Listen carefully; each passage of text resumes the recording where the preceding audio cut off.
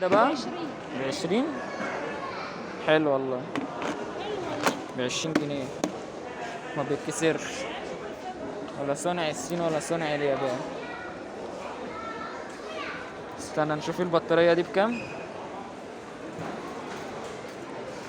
مطور خصيصا للسخان الغاز. 30 جنيه دول، 30 جنيه ان شاء الله. بص على 2 هدية بكام بقى؟ جيب 100 ب100 جنيه الواحد. فلتر. الكراسي دي كام؟ والله حلو، استنى نقعد عليهم.